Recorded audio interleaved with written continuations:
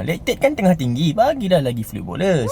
Baru-baru ni adalah rakan saya yang sama-sama bertugas mendapat satu pesakit yang mana datang dengan paras darah merah yang sangat rendah. So dia datang dengan simptom yang very vague. Just rasa body weakness, tak larat. Yang mana kemudian melalui siasatan awal menunjukkan darah merahnya adalah sekitar pada 5 gram desiliter saja. Yang mana setelah dicuba cari adakah disebabkan oleh UJIP ataupun disebabkan oleh pendarahan dalam perut yang menyebabkan berlakunya rendahnya darah merah tersebut, didapati bahawa berlakunya proses hemolysis.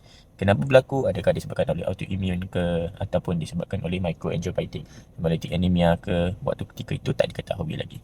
Cuma yang menjadi kerisauan adalah kenapa dia punya lactate dia semakin tinggi dan agak tak terjangkau yang dibayangi. Kerana apa? Pada permulaan datang, lactate dalam sekitar 7, 8, kemudian climbing up to 10 dan after dia jadi 17.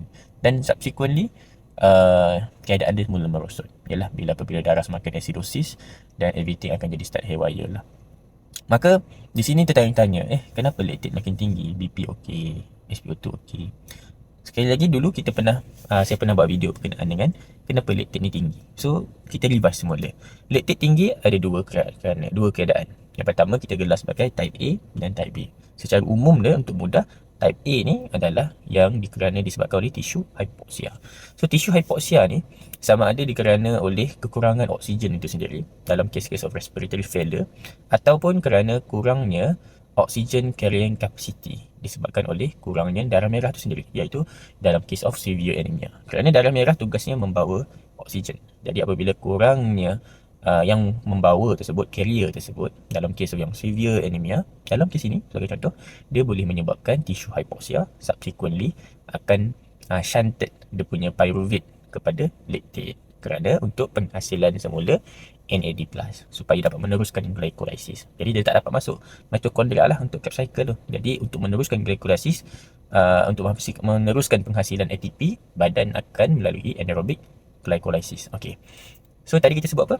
Tissue hypoxia, sama ada disebabkan respiratory failure, sama ada disebabkan oleh carrier yang kurang, ataupun yang ketiga adalah kerana the circulatory itu collapse disebabkan oleh shock, whatever shock it is, septic shock, cardiogenic shock, whatever it is, yang mana shock akan menyebabkan tissue hypoxia. Kerana apa? Bila microcirculatory ada dysfunction, susah perfusion kurang, maka kuranglah sampai oksigen ke tisu dan maka bertambah-tambahlah lactate punya penghasilan. Itu yang pertama, iaitu type A. Manakala untuk type B, yang mana kita gelar disebabkan oleh non-hypoxia atau disebabkan oleh metabolic punya isu. Dalam kes ini, kita boleh bayangkan begini. Yang pertama, penambahan penghasilan lactate tu kerana metabolic issue. Seperti contoh, mitochondrial dysfunction dalam case of cyanide sebagainya, ataupun dalam case of fall punya complication. Okey.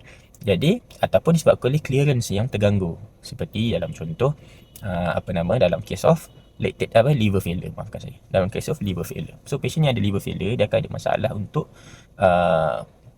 gluconeogenesis dan dia akan menyebabkan clearance untuk lactate tersebut terganggu, maka lactate yang sedia ada dalam badan slowly build up dan dia selalunya ada paras ada higher side. Okey. Sama juga patient yang ada metformin. Kadang-kadang selalu accepted orang yang ada makan metformin dan sama dia ada renal issue. So dia boleh menyebabkan metformin associated lactic acidosis atau malah dia sama juga sebab metformin dia inhibit dia gluconeogenesis in the liver. Dan ada satu keadaan dalam pesakit yang mempunyai kanser, dia mempunyai rapidly proliferating cancer cell yang akan prefer untuk gunakan glycolysis despite on normal oxygen level. Maka dia menjadi aerobic glycolysis. So dia rapidly, aggressively dia melalui aerobic glycolysis. So dia akan menggunakan pyruvate yang banyak secara laju, menghasilkan banyaknya lactate.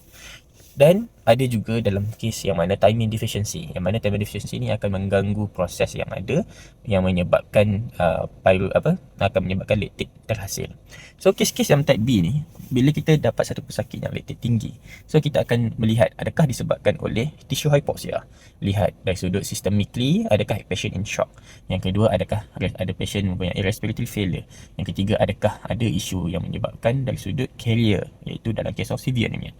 Yang seterusnya, jadi apabila kita temui, maka yang perlu kita rawat dan berikan kos rawatan adalah berdasarkan kepada apa theoretically apa yang menyebabkan berlakunya tisu hipoksia tersebut. Okey. Jadi dalam kes ni severe anemia. Tapi kes ini disebabkan oleh hemolysis. Maka kita perlu rawat hemolysis tersebut, bagi dulu metal pred dan sebagainya, konsult dengan hematologis dan sebagainya. Okey. Itu yang pertama. Yang kedua, kita lihat, kalau bukan sebab shock dan sebagainya, maka adakah pesakit ini disebabkan oleh adanya makan ubat-ubat ataupun adanya poisoning by the cyanide, ataupun ada recently dapat propofol ke, ataupun adakah patient ni macam alkoholik yang kronik yang ada kemungkinan ada thiamine deficiency, so kita boleh bagi thiamine dulu 200 to 300 IV. Okey, dan ataupun adakah pesakit ini adanya ongoing Warburg effect.